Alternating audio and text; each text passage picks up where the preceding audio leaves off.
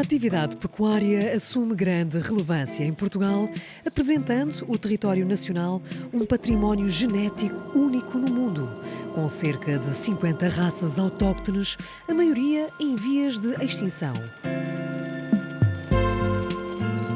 No Baixo Alentejo, mais concretamente em Mértola, a produção de ovinos de raça campaniça, uma das raças autóctones portuguesas, destaca-se pela sua enorme rusticidade.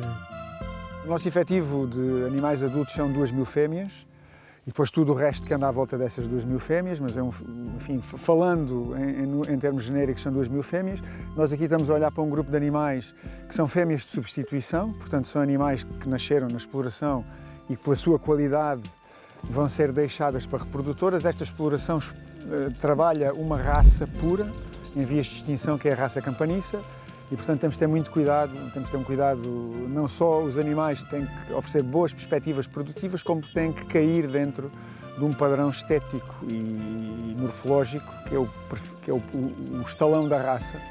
Nós temos os animais sempre a campo e só os recolhemos nas alturas críticas. E entende-se por alturas críticas aquelas em que ou estão doentes, e aí têm que ser recolhidos por maioria de razão, ou estão as fêmeas recém-paridas e a razão pela qual elas vão às instalações é estritamente relacionada com a predação. Nós trabalhamos na natureza, o que é uma coisa muito agradável, mas tem os seus, tem os seus aspectos com os quais temos que ter cuidado. Na natureza há predação.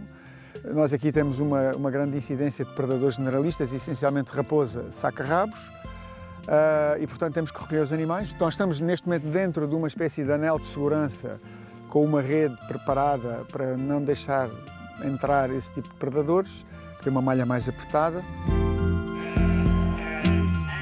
A legislação europeia para a atividade pecuária é uma das mais exigentes do mundo, procurando assegurar o respeito pelo bem-estar animal e, consequentemente, a segurança alimentar e a saúde pública. Por essa razão, a sanidade animal é uma prioridade dos produtores e das autoridades sanitárias, uma vez que sem animais saudáveis não há alimentos de qualidade à mesa dos consumidores. No terreno, as organizações de produtores para a sanidade animal são imprescindíveis para garantir a assistência médico-veterinária das explorações de norte a sul do país, como nos revela Carlos Daniel Silva, presidente da União dos Agrupamentos de Defesa Sanitária de Trás-os-Montes e Alto Douro. A sanidade animal é fundamental para a sustentabilidade do setor pecuário. É fundamental para a segurança alimentar, para a saúde pública e tudo isto através da saúde animal. Sem animais saudáveis não vamos ter alimentação saudável na mesa, não vamos ter garantia de segurança alimentar ao consumidor, para além de corrermos o risco de termos problemas a nível da saúde pública, porque algumas zoonoses, doenças transmitidas dos animais ao homem, podem influenciar a qualidade da saúde que teremos a nível nacional.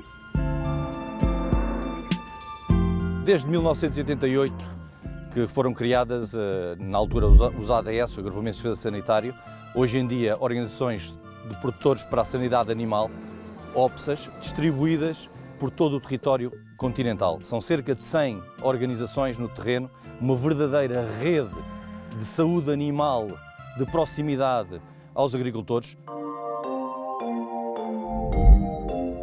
De volta ao Baixo Alentejo, o negócio de João Madeira assenta na venda de ovinos para reprodutores, tendo sempre como prioridades o bem-estar animal.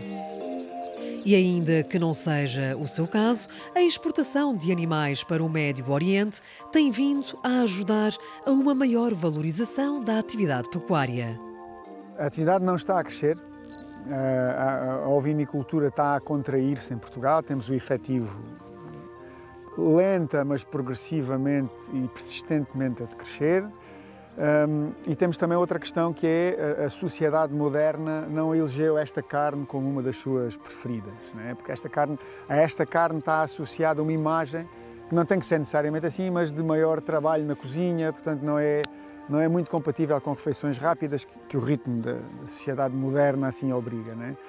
E portanto vivemos num mercado com alguma um espectro de crise, mas é que não sei se episódica, se estruturalmente está num momento razoavelmente bom. Portanto, os preços de mercado estão num nível que é compatível com a viabilidade da atividade. A criação de animais, uma atividade exigente, vive atualmente um conjunto de ameaças. Algumas delas de ordem sanitária, como a doença da língua azul, enfermidade viral que atinge os ruminantes e que afetou severamente o efetivo de João Madeira no ano passado, trazendo novos desafios aos criadores. O grande desafio estrutural é o da alteração climática, da mudança climática.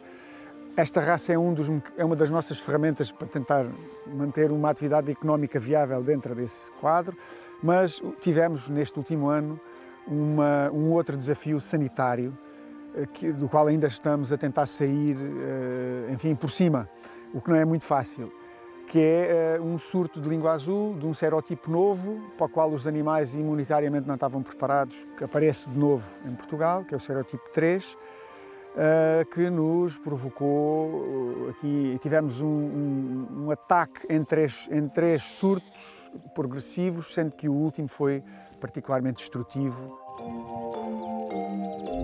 A doença da língua azul é transmitida por um inseto vetor do género Culicoides, existindo 24 serótipos.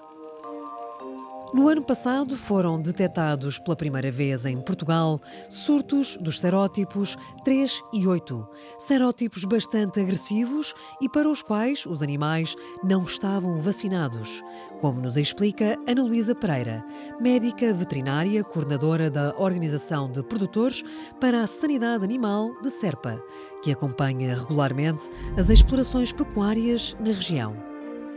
A doença da língua azul, ou febre catarral ovina, é uma doença específica dos ruminantes, afeta tanto os ruminantes domésticos como os silváticos. Ao longo do tempo tem afetado maioritariamente, com maior impacto, a espécie ovina, e é por isso que estamos aqui hoje. No entanto, com a chegada dos últimos serótipos, como ocorreu no ano passado, em 2024, do serótipo 8 e do serótipo 3, tem-se verificado que são serótipos muito agressivos também para os bovinos e para os caprinos por vezes. A doença é provocada por um orbivírus.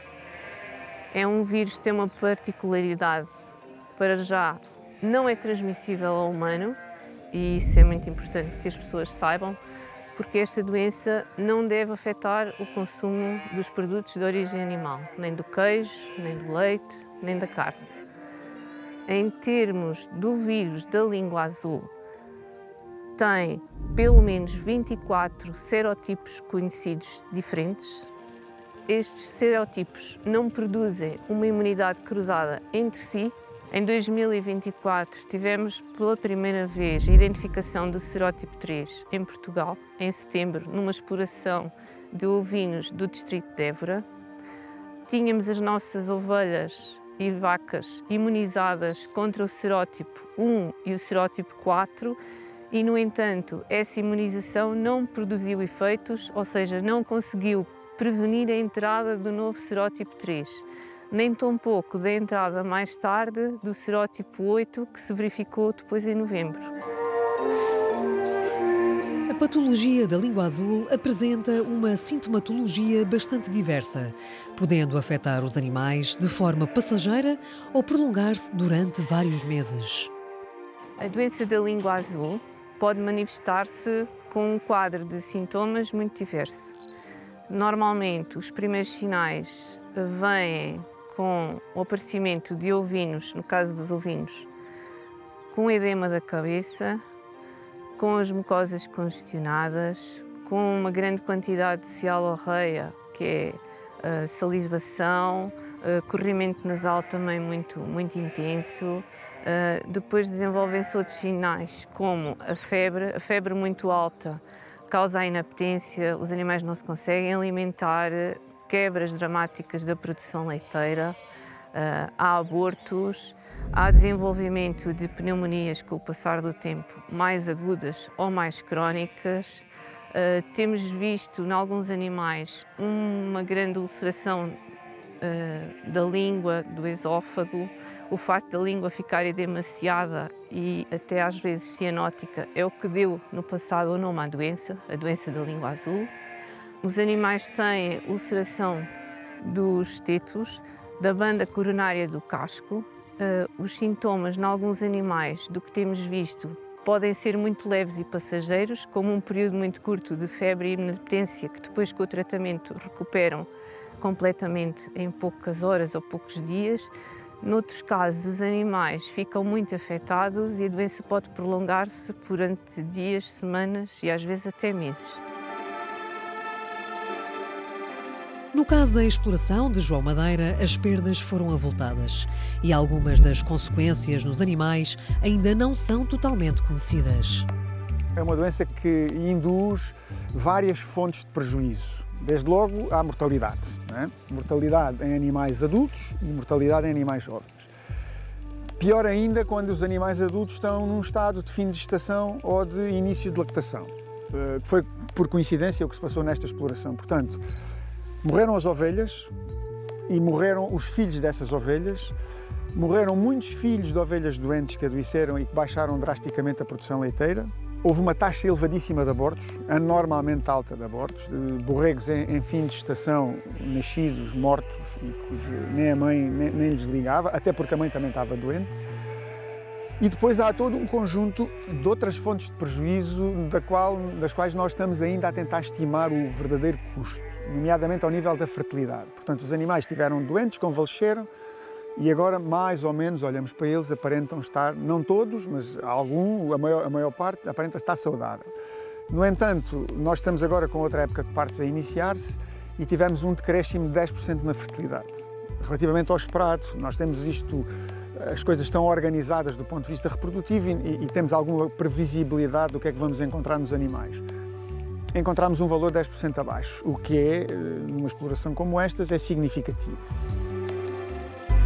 Após a doença infectar os animais, a médica veterinária chama a atenção para algumas medidas que os produtores devem adotar de forma a tentar minimizar o impacto da doença nas explorações.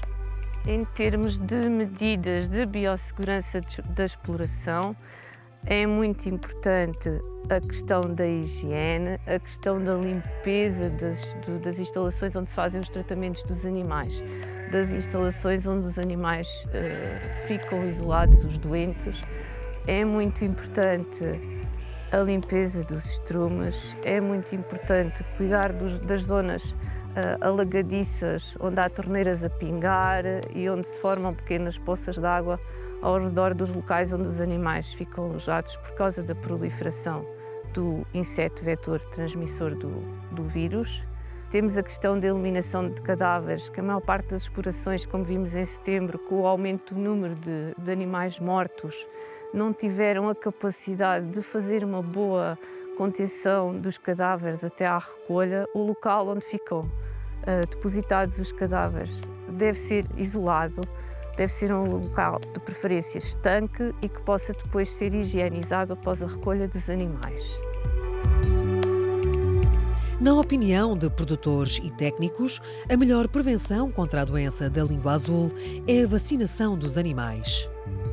A vacinação dos animais, dos ruminantes, dos nossos efetivos, constitui a ferramenta mais poderosa e mais eficaz no combate à doença, por vários aspectos.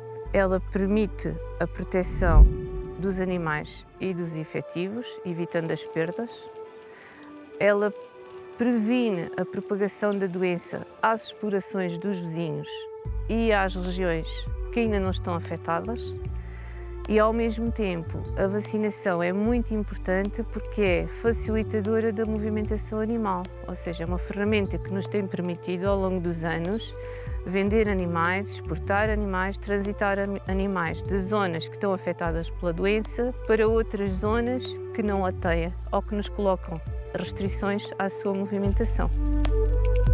Sendo a vacinação dos animais o principal meio de luta contra a doença, João Madeira apela às entidades oficiais para que, sem mais demoras, seja definido um plano de vacinação para esta patologia, de forma a que possa ser implementado o quanto antes.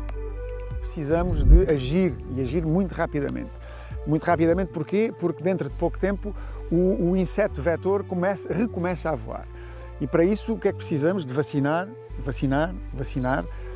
e precisamos de que o nosso interlocutor fundamental neste processo todo, que é o Ministério da Agricultura, nomeadamente através da Direção-Geral da Alimentação e Veterinária, também diga presente e nos ajude a levar a cabo esta missão. Caso contrário, podemos ser confrontados com um desastre como tivemos no ano passado. E isso implica agilizar a aquisição das vacinas, a operacionalização dos programas de vacinação e o setor, obviamente, está expectante por alguma ajuda financeira, porque, de facto, o prejuízo foi muito significativo. Uma das consequências que as alterações climáticas estão a trazer para os produtores pecuários, nomeadamente com o aumento da temperatura e a escassez de precipitação, é a maior incidência de insetos vetores capazes de transmitirem doenças aos animais. E apesar das doenças vetoriais não estarem disseminadas em todas as regiões do país, o cenário é preocupante. Se no sul foi a doença da língua azul a provocar graves prejuízos, já no norte, em Trás-os-Montes, onde esta patologia ainda não circula, foi a doença hemorrágica epizootica, também conhecida pela abreviatura DHE, a fazer estragos nas raças bovinas. O que temos assistido é que cada vez mais há uma distribuição total pelo território. É normal que tenha maior incidência em zonas em que o clima é mais ameno e que não tem tantas amplitudes térmicas, por isso assistimos ao surto gravíssimo do serótipo 3 da língua azul na região do Alentejo, mas tivemos também no final do verão, já de 2023 e de 2024, também um surto grande de doença hemorrágica epizootica na região de Trás-os-Montes, ou seja, com as condições propícias, quer a nível de temperatura, quer a nível de umidade e o facto dos animais, nestas situações, andarem quase sempre a campo, favorece a disseminação. Mas a diminuição também das estações do ano totalmente marcadas tem favorecido a distribuição destes mesmos vetores. Em pleno solar da raça mirandesa, uma raça autóctone que se distingue pela excelência da carne que lhe dá origem, a DHE chegou primeiro ao Planalto Mirandês em 2023 e alastrou-se depois à terra fria transmontana no ano seguinte. Walter Raposo, secretário técnico do livro genealógico da raça mirandesa, descreve como se manifesta esta patologia nos animais. A sintomatologia é muito variada. Começa por animais deixarem de comer, depois claudicação, alguns com bastante salivação, alguns com até hemorragias a nível da boca. Depois depende muito da reação do animal, até que ainda um número bastante acentuado de mortalidade, ainda bastante acentuado. A DHE levou a uma quebra reprodutiva de cerca de 25% dos bovinos. Estas doenças têm um impacto muito grande. Vou-me focar neste momento sobretudo na DHE, que foi a que afetou mais aqui a nossa região. Felizmente, o vírus que mais afeta os bovinos da língua azul ainda não chegou. Volto a dizer, ainda não, mas o mais provável é que neste verão esteja cá. Mas, para além da mortalidade, o pior é a morbilidade. Eu arrisco-me que cerca de 25% dos efetivos que tiveram DHE sofreram consequências, sobretudo a nível reprodutivo. Abortos, retornos a cio. Nós, este ano, ainda não fechei por inteiro os números de 2024 do livro genealógico, mas no mês de outubro, à mesma data, tínhamos No livro de nascimentos, ou seja, vitelos que nasceram durante 2024, comparado com 2023, menos 500. Para um livro que tem entre 3.000 e 3.500 fêmeas em linha pura, é um impacto muito grande, quer para o criador, quer depois para a parte da comercialização, para a disponibilidade de matéria-prima.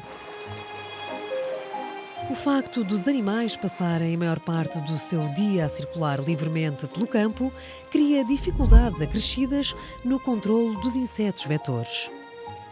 Fazer um controlo do vetor é muito difícil em regime extensivo, porque o animal agora está aqui, mais daqui a uma hora está noutro local. Os repelentes não são eficazes a 100%, de longe que são eficazes. Porque quando começou a haver surtos de hemorrágica ainda aqui na vizinha região de Salamanca, sobretudo, os criadores começaram a usar os repelentes, mas quando chegou à altura, pouco ou nada valeu. Seguimos até à beira litoral, uma das principais bacias leiteiras do país, onde a doença da língua azul ainda não chegou. O experiente produtor de leite, Vítor Santos, salienta o importante papel dos agrupamentos de defesa sanitária junto das explorações pecuárias. Nós temos os agrupamentos de defesa sanitária que, de certa forma, fazem o garante daquilo que é o controlo da sanidade dos efetivos.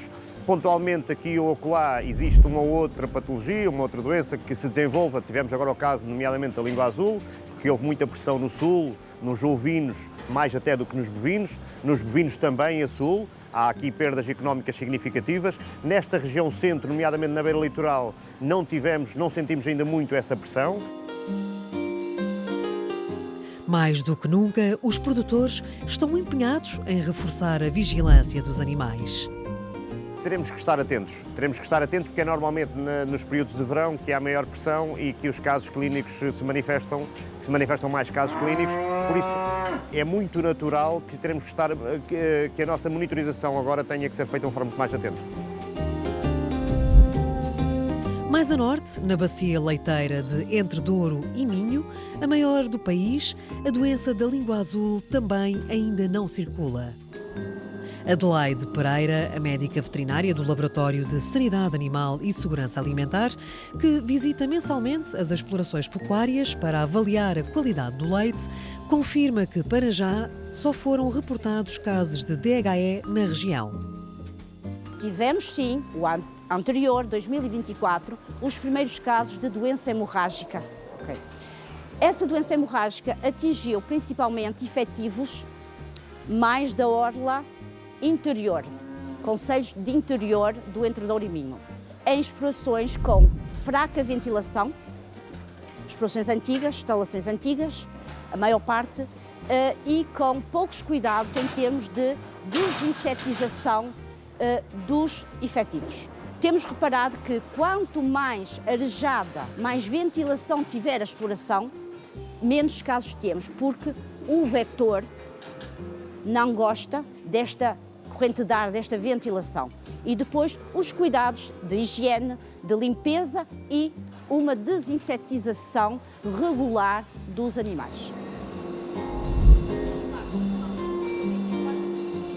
A médica veterinária alerta para as consequências que a doença da língua azul tem para as explorações pecuárias a longo prazo.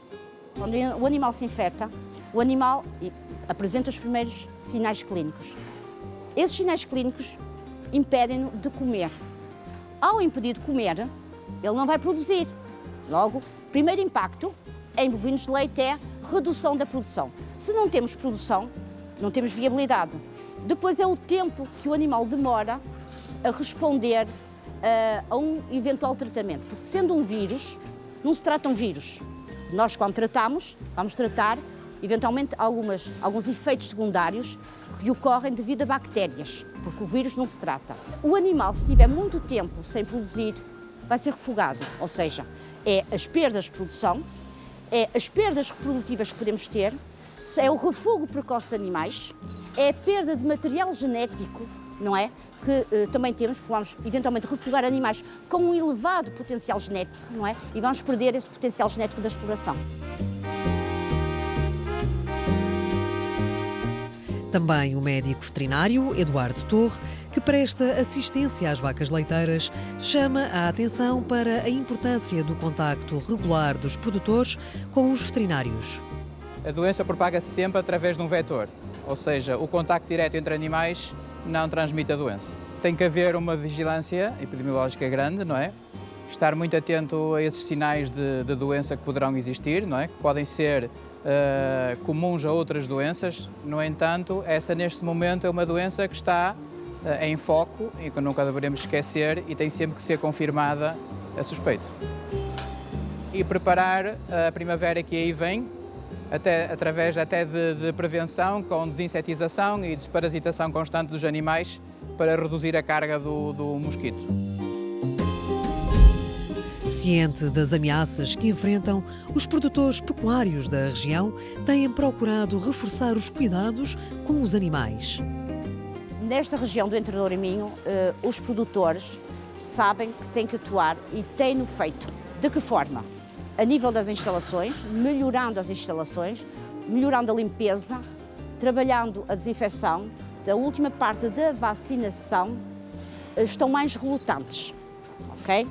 Lá está, porque a região não sentiu ainda os efeitos reais da doença de uma forma que tivesse alastrado muitas explorações. Como os casos foram muito pontuais, eles não sentiram. Quem não sente demora às vezes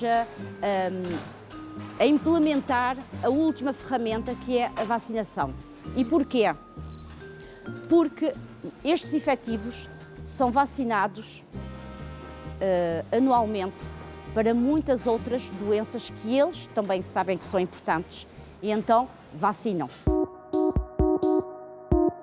A União das Cooperativas Agrícolas de Defesa Sanitária de Entre Douro e Minho destaca o trabalho de articulação entre a Direção-Geral de Alimentação e Veterinária e as OPSA, como uma mais-valia para enfrentar as novas ameaças sanitárias. Aquilo que estamos a fazer é trabalhar em conjunto entre as uniões e com a própria DGAV, num espírito colaborativo, mas assertivo e de ação e de vigilância, no sentido de encontrar as melhores soluções que têm que ser específicas muitas vezes para cada região, de acordo com os sistemas de produção que existem, para evitar que de facto os mosquitos dificilmente, ou os colicoides, que dificilmente podemos evitar que cá cheguem, mas que quando cá chegarem, que já possamos ter as ferramentas e os produtores já terem preparado as suas explorações para conseguir controlar a doença. A forma melhor de lidar com isso será conseguirmos monitorizar e vigiar os colicoides, os vírus que podem estar associados, acompanhar o que está a acontecer na Europa e, neste caso aqui em Portugal, o sul do país, que é mais suscetível do vírus entrar por essa região do país, e a partir daí prepararmos junto com os produtores e neste caso com a administração pública aquilo que são as soluções para podermos responder a esse potencial risco das explorações.